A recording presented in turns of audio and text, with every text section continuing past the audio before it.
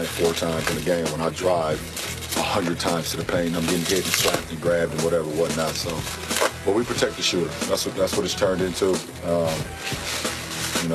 Chicks dig the long ball, and that's what it's about.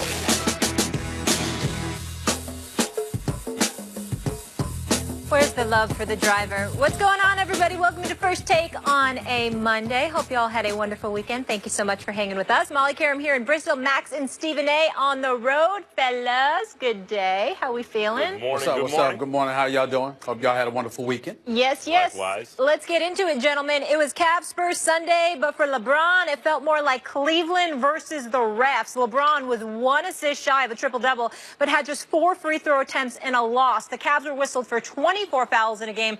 The Spurs were called for 12. Stephen A., you heard LeBron complaining about the refs. Is it legit? Well, no, not to me. And here's the reason why. I'm not trying to sit there and say that there have been times on many occasions where LeBron James deserved a foul and didn't get called for it. We understand that comes with the game. What's happened to him has happened to practically every player in the NBA. I've never met a player that hasn't complained about the officiating. I've never met a player that's a primary offensive option that hasn't complained about a lack of calls. We understand that's what comes with the territory. But in the case of LeBron James, everybody can talk about he's bigger, he's stronger, so he should just accept punishment. I'm not one of those who fall under that belief. I don't believe a foul is a foul. I get that.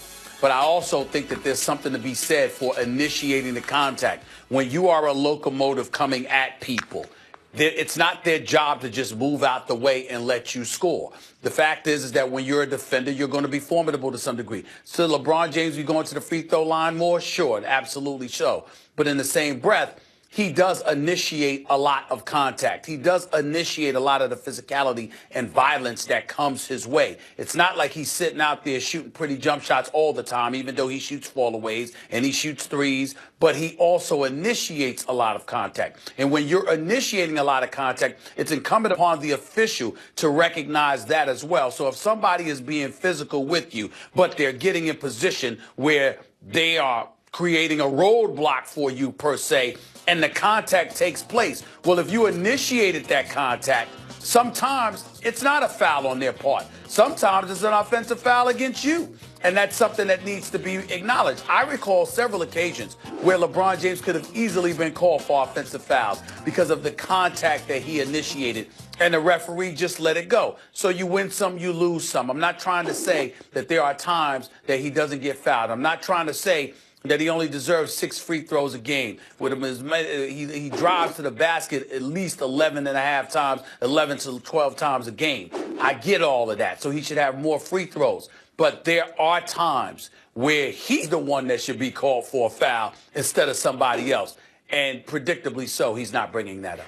So call it. So call him for a foul on the way to the basket if it's an offensive foul. Because we both know almost all the time, the fact is when he drives, there is illegal contact that is not called because, as Ty Lue brought up, and I'm glad you left this for me, Stephen A., just like with Shaquille O'Neal, this guy is such a physically dominant phenomenon that if you just apply the normal rules of basketball, the refs intuitively understand. They don't need a memo from the league. They intuitively understand. If we just call this game by the rules, LeBron's going to score 80 points a game, and 60 of them are going to be from the line.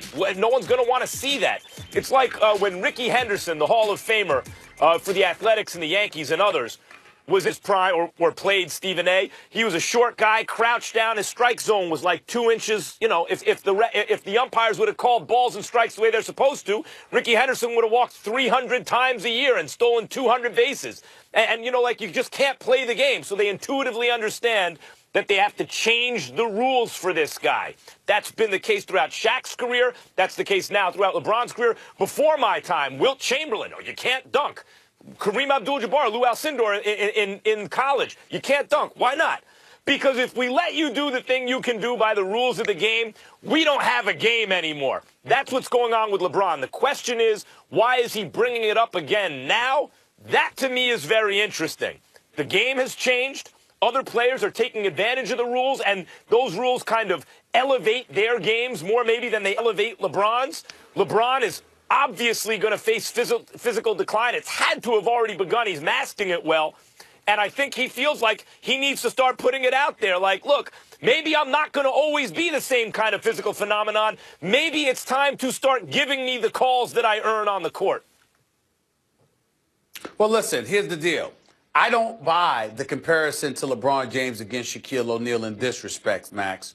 Shaquille O'Neal was a 7'1", 350-pound Goliath, okay, when he was playing anywhere from 315 to 350, depending on the year. This is what he brought to the table.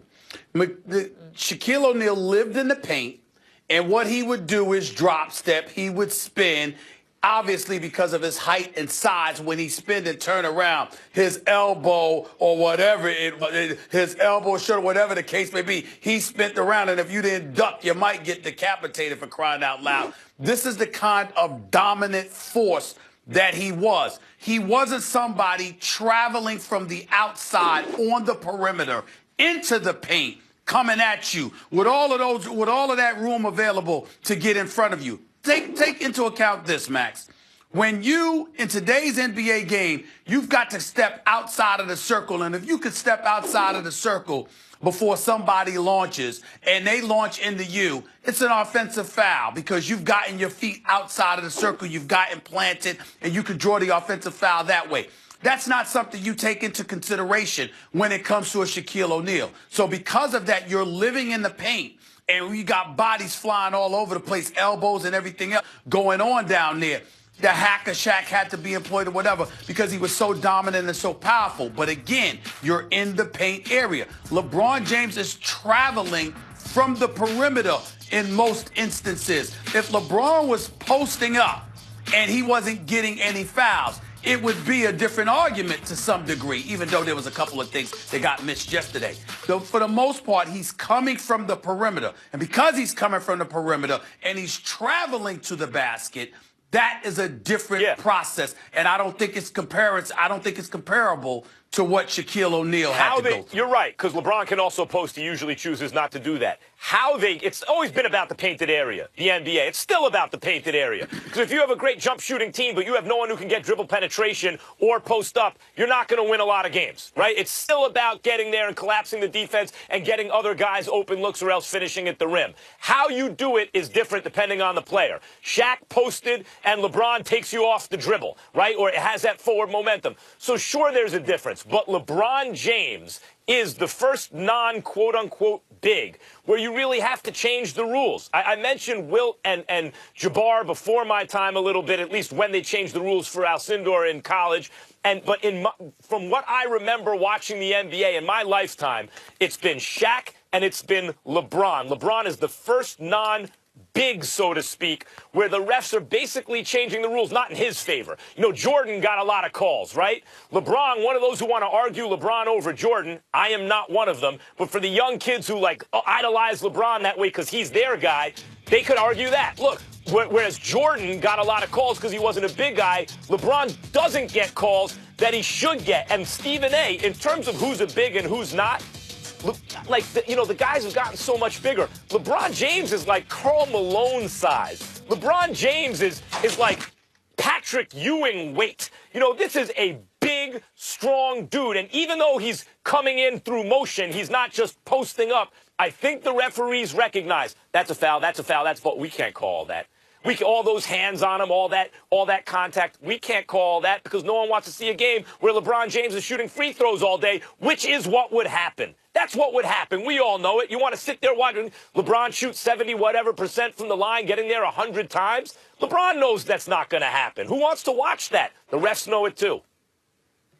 Well, again, I think your argument is different because the fact is you're making the argument that he'd live at the line and the referees know that, so they don't call what should be called. I'm making the argument that he's not fouled as much as he says he is. I know he's fouled a lot, but there are also many occasions where he could be called for an offensive foul because he's traveling from the perimeter to the basket, and more often than not, he's initiating contact from that position. He's coming at you, initiating the contact, where somebody like Shaq was living in the post, dealing with contact even when he doesn't have the ball. So it's two different things. I understand it's two different things, but by the rules of the game, if the other guy has an established position, situation, if they're both moving and the other guy's hands are all over him, that's a foul. Like, we all know what a foul looks like. We see that all the time. And I'm saying sometimes that's not the case. I'm saying sometimes they have established position, and LeBron James initiates contact, and there are no calls that are made then. Yeah, so what are you arguing? It's 80% of the time he thinks it is. It's not 100% of the time. I agree. My question is, why is he bringing it up? Isn't that significant? 20%, isn't that significant? But my point is, he's bringing it up because they lost. He's bringing it, I think, also because at the end of the day, though, we can all agree the officiating didn't cost them the game. Correct? That's right. That's right. He's griping because I think the league has changed in such a way that it favors the skill sets of other players above his a little bit, and he's getting to the age where he thinks he needs a little help. He can't just keep playing with uneven rules. All right, speaking of needing help, Saturday night it was Warriors-Thunder round 3. OKC won the first time around, but Golden State stomped them out this time around with a 32-point win. But that wasn't the only story. Zaza Pachulia back at it again. So Russell Westbrook attacked the rim and missed a shot, falling to the floor. Pachulia was standing upright when Westbrook ran down, but ultimately ended up falling on the defending MVP's legs. Here's Russ and KD on what went down. Did you see it? What it look like? What it look like? Did anybody touch him?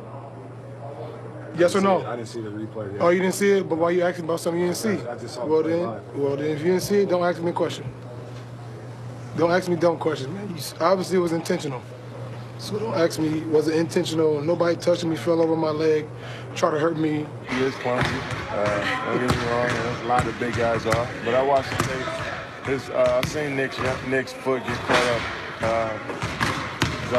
In Zaza's leg, it might have shook him up a bit. I don't think he's kind of hurt Russ. All right, let's just keep in mind Pachulia's history, including his involvement in Kawhi Leonard's ankle injury, of course, last season. Kyrie also weighed in, replying to an IG post saying the league has to look at this. That bleep is ridiculous. Max, do you like that KD's defending him here? Yeah, first of all, Kyrie is right. But KD has to defend him. It's his teammate. They're trying to win a championship. Pachulia is there mainly to intimidate the other team's star. Look, Pachulia's like a pitcher in baseball who throws not at a guy but behind his head. You know, because the natural inclination is to fall away. So if you throw behind a guy's head, you're trying to hit him in the head. You know, that's like that. You're trying to seriously hurt someone. Pachulia, what is it going to take? Like, this stuff has no place in the NBA. What is it going to take? Is he going to have to officially just end one of the NBA's brightest lights career? Right? He did this to Kawhi Leonard. He's now done this to Russell Westbrook. What is it going to take? You know why Russell Westbrook was so hot after the game? Because it's not just that Pachulia's fouling him or doing something dangerous. You know, Blake Griffin will go up in the air. It's like everyone in the league thought it was okay to try to take him out. But there's a way to do it where you're really trying to maybe end a guy's career. When you fall on a guy's legs the way Pachulia does, you're trying to hurt him. You're trying to injure him. The defense that he was not intentional is so weak. That's why Westbrook is so hot. It's not like Westbrook fears some physical pain going into the paint among the trees, taking his lumps. That's not the kind of player Westbrook is. But he's like, timeout. This dude is going to end my career. Now, KD defending Pachulia is interesting, of course, because in a way that's going at Westbrook. But I don't see it like that. I see KD put in a position where he must defend his teammate. They're trying to win a championship right now. What else is KD supposed to say? I don't blame KD for his answer. I just wish the reporter hadn't wasted our time by asking him that question. What the hell is he going to say? Of course he's going to come to the defense of his teammate. He's not going to go, take them seriously when Kevin Durant or another player comes out and say, you know what, my teammate's dirty. Take that seriously. But we all know that's not going to happen. They're not going to say that about Zaza Pachulia. I'm interested in what the league is going to do about this because last year it was the playoffs with Kawhi Leonard. This year, it was a nationally televised game that involved the league MVP. We had a 3-point game, 5-point game, rather, that turned into a 32-point annihilation, an absolute blowout. And I don't blame Russell Westbrook one bit for being as hot as he was. He's absolutely right. No one touched Pachulia. Nobody touched him. And all of a sudden, you just fall right on his leg. Your entire body, just the weight of your body, falls right on his leg. That's not an accident. And not only that, I think the league, you have to take this into account. We saw how Russell Westbrook reacted, and he should have reacted that way. He should have been utterly disgusted. We also saw Golden State essentially incriminate itself in this regard. Did you see how physical they were with Oklahoma City? I'm not knocking them. Please don't get me wrong. I'm not knocking Golden State. I would have done the same thing that they did overall in terms of KD getting in Melo's face and Draymond getting physical with Melo. Paul George shooting 1 of 14. Golden State was trying to send a message. We're tired of playing with y'all. Y'all beat us the first 2 times this year. We're going to put an end to this nonsense right now and remind y'all who the kings of this league are right now. Enough of this nonsense. So I get where they were coming from.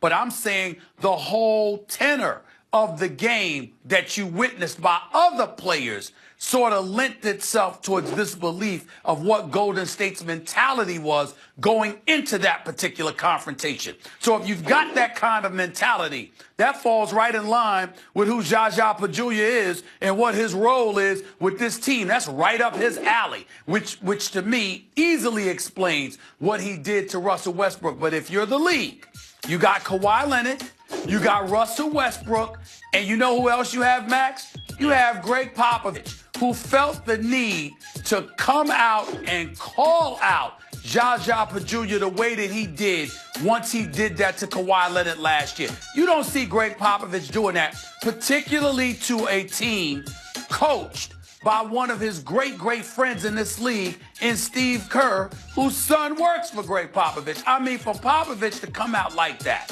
against Zaza Pachulia last year speaks volumes to me about how Zaza Pachulia is thought of in the National Basketball Association. And that's the kind of things that I think that cannot go unnoticed. You, the league, you have to address Zaza and some of these tactics because guys are getting hurt when they go against this dude. You have to. And by the way, there's nothing wrong with having an enforcer on your team, a physical presence that makes guys physically intimidated. But the reason I use the pitching analogy is if you have a pitcher who just says, the inside of the plate is mine, I'm throwing hard and I'm throwing in there, I'm going to brush you back. No one has a problem with that. That's part of the game. It's the pitcher that throws behind the guy's head, where it's like, whoa, hold on a second. You trying to take me out?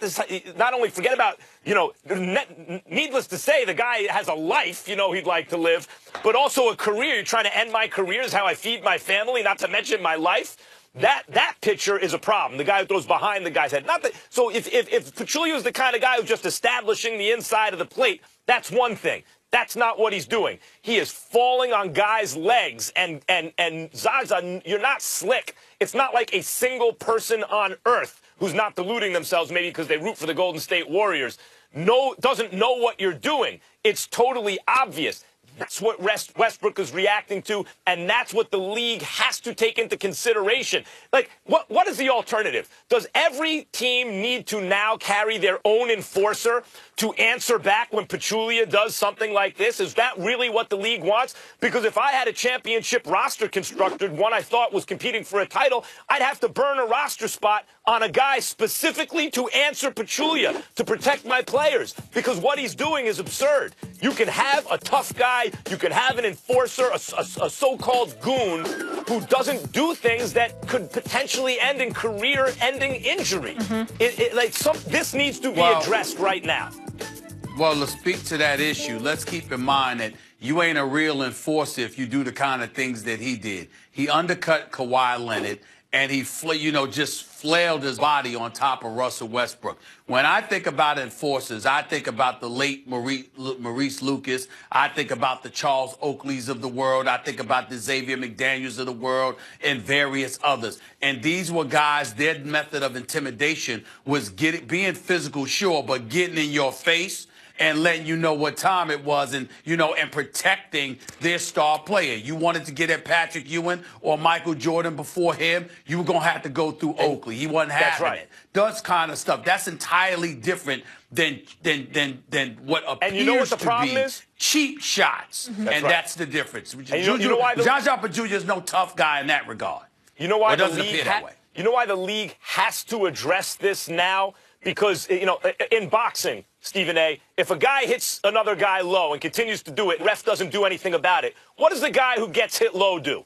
what does he do? You're supposed to hit low back. You're supposed to. If the rules aren't going to be enforced and a guy hits you low, you hit him low right back to let him know. That is the reaction. That's how it works in sports. If the rules aren't going to be enforced, teams take it into their own hands. Is what the league wants an enforcer on every team to answer Zaza Pachulia? Because if not, they got to get this right quickly. Yeah, retaliation would be a hot mess. Meanwhile, OKC got stomped, seeds and woes. We'll get into that game and what it all means for the Western Conference a little later in the show. But when we come back, the one-and-one-done player has become a staple of college basketball. We'll find out what NBA head coach is calling the rule racist. And Odell Beckham's season cut short after 2 ankle injuries. We'll tell you what Odell did this weekend that should have him on the field week 1. First take, just getting started. The best recognize the best. I'm talking